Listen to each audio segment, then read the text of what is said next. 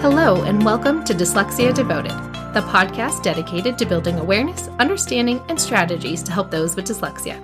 I'm your host, Lisa Parnello, dyslexia therapist and founder of Parnello Education Services. Join me as we dive into today's episode of Dyslexia Devoted. Hello, friends, and welcome back to another episode. Did you know that we often teach kids with dyslexia using nonsense words?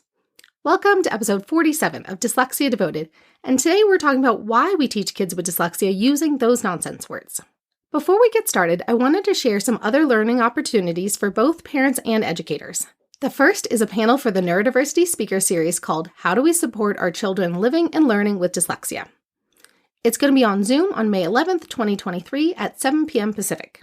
I will be joined on the panel by Kareem Weaver, who has done amazing work advocating for kids with dyslexia and just released the Right to Read documentary, and it will be moderated by Esti Idralde, who is a PhD in clinical psychologist. If you'd like to attend, check out the link in the show description or on the show notes page at parnelloeducation.com/episode 47. The other announcement I have is for educators. I've gotten requests to create a course for educators to learn more about dyslexia. I honestly wasn't taught hardly anything about dyslexia other than it existed in my teacher prep programs. I'm creating a course to teach educators everything I wish that I knew sooner. My brand new course is called The Educator's Guide to Dyslexia, and it'll get started this summer after all the craziness of the school year is all over. It's up for pre-sale right now at 50% off.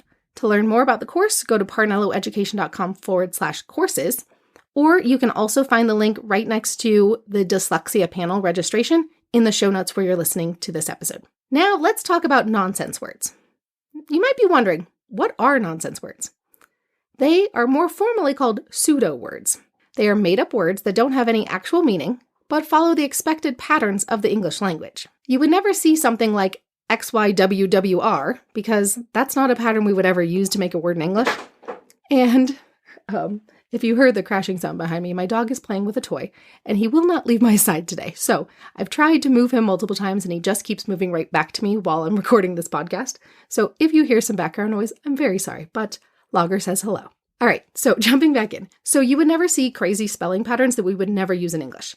When you have a nonsense word that you're teaching with a student, they would look just like regular words with normal patterns like FIM, F-I-M, or bish bash, where it is something you can easily sound out, but it doesn't really actually mean anything in English. Now, the big question is, why do we do this? Why would we want kids to read words that mean nothing? Well, think about it. COM, for example, C-O-M, means nothing on its own, really, but it is the first syllable in words like combination. So, and it actually really does have meaning because it's actually a word element. We'll worry about that another day. But all by itself, we don't generally just say COM, but it is quite often the beginning of words like commit or combination. So when we teach kids nonsense words, they're actually something that can quite often become very real when combined with other syllables. Now, there is another reason for this as well. Many kids with dyslexia are quite clever and have learned coping strategies such as memorization. They learn how to look like they're reading when really they're just very good at memorizing. They are really good at using context clues to figure out words that they can't really read on their own. By using nonsense words, they can't guess anymore. So to give an example of this, I'm going to share a story of a student that I work with. I'm going to call him C. And so when I work with C, I will often give him words and he can get all of the answers right on the very first try every time.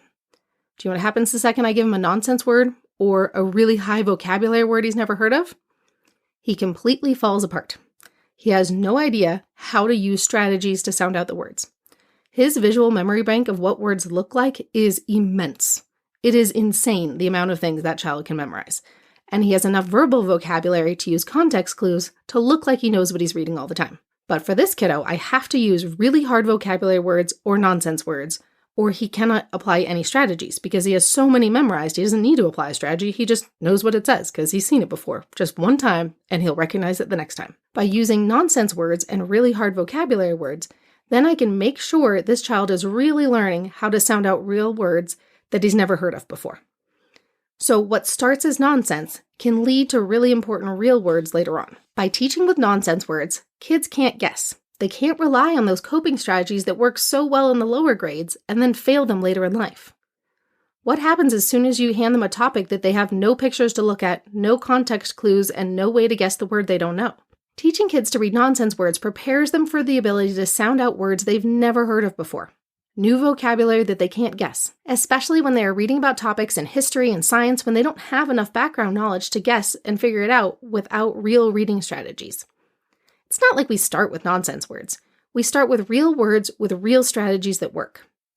And then once we get them solid with those real words with a specific pattern, then we seal the deal with nonsense words to make sure they can really apply those skills when they need them on those unfamiliar words and topics. Now, you might be wondering, how long do we do this? How long do we teach them a bunch of nonsense?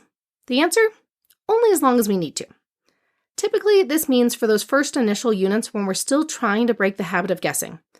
It is such a horrible habit to guess words, but it was made necessary for kids who've never been taught how to really sound them out. We only use nonsense words when we are teaching a totally new pattern, such as a new vowel team that they haven't learned before. They've showed us how to do it in real words, and now we want to make sure they can keep applying it to words they haven't heard of before. These nonsense words are slowly phased out as students move into more complex spelling patterns, and we really only want them to know the correct spelling of words. We aren't really wanting them to read and write a bunch of nonsense forever. It is a temporary phase. It's just for students who are in that initial struggling reader phase when they don't really know how to use and apply strategies consistently. We only use those nonsense words for a small period of time as we teach them the skills they need to read real words, and then we do less and less of them as we get further along. To recap our episode for today, what are nonsense words? Well, they're words that don't mean anything at all, but you can definitely sound them out using the conventional patterns of English. Why do we use them? We use them to make sure kids aren't using bad habits and coping strategies like guessing and memorizing. We use them to make sure a student is really solid in a skill before we move on to something else. How long do we do it for? Only as long as we need to.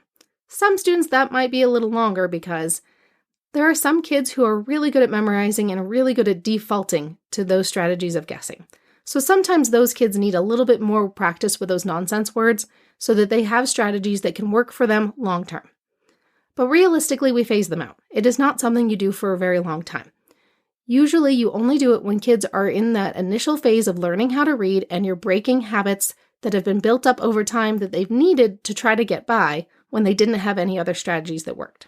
All right, before you go for today, don't forget to check out the Dyslexia speaker panel on May 11th and the pre-sale of my brand new course for educators, An Educator's Guide to Dyslexia, both of which can be found in the show description where you're listening to this episode or on the show notes page at parnelloeducation.com/episode 47. All right, friends, that's all for today. I'll see you next time.